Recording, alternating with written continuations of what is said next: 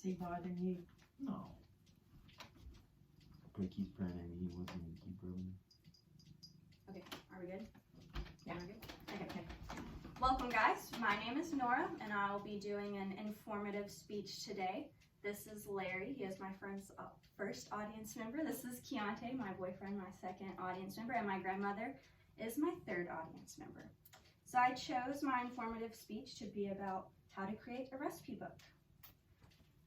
I chose this because I am currently enrolled in the Baking and Pastry Arts program at AB Tech, and I hope to be able to create my own recipe book one day. I want this to include not only my baking recipes, but also my cooking recipes. All right, for my layouts and design of the book, you want your trim size. That depends on the content of your actual recipe book. If you have shorter, simpler recipes, you might want to have like a landscape option. That way you can have like smaller mise en place, a smaller ingredients list, and you can have, like a bigger picture. And for harder, more complex recipes, you might want to have a page or more taken up for that. And so you want to have plenty of room left around the center of all that. That way it creates a nice border. Before you can take pictures of your products, you need to create a layout. This is where you would decide if you want a portrait or landscape book. Whichever way you decide, that is how most of your pictures should be shot.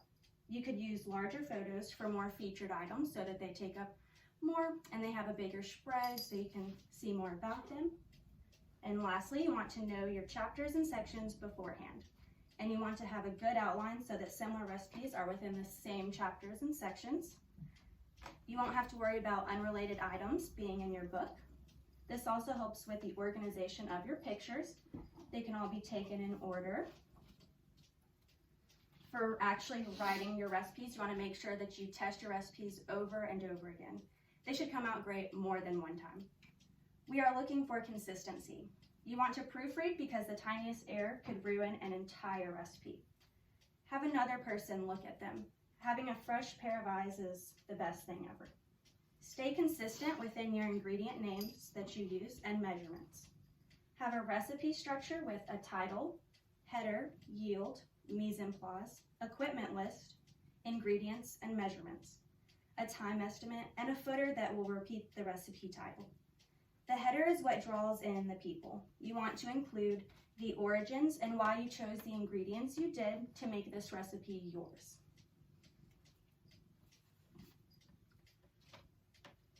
The use of less food than you would serve allows for the negative space to draw more attention. Wait, I'm missing something. No. Okay. The use of less food than you would serve allows for negative space to draw more attention to the dish so that you have an actual focal point. You want to have a well-balanced and symmetric presentation, so you want to utilize the natural light from a single source. Also, you want to have a variety of pictures to keep the reader's attention. All right, and now I'm going to show you guys an example of one of my recipes, and it's an apple pecan carrot cake. So I have the title, I have my ingredients and measurements, I have a picture that I've included with mine, my mise en place, which is basically your directions. I have a yield, and I have an estimated time for cooking. And then my equipment list is listed at the bottom, and I have a footer with the recipe title. All right. Now, does anybody have any questions? I do. Yes. Why would you want to test out your recipes repeatedly? That way, just doing it once, it could come out good that one time, but it could come out bad other times. Do you know what I mean? So you want to test and test and test so that you have consistency, that it comes out good and the same every single time. So that the flavor's there. Wow.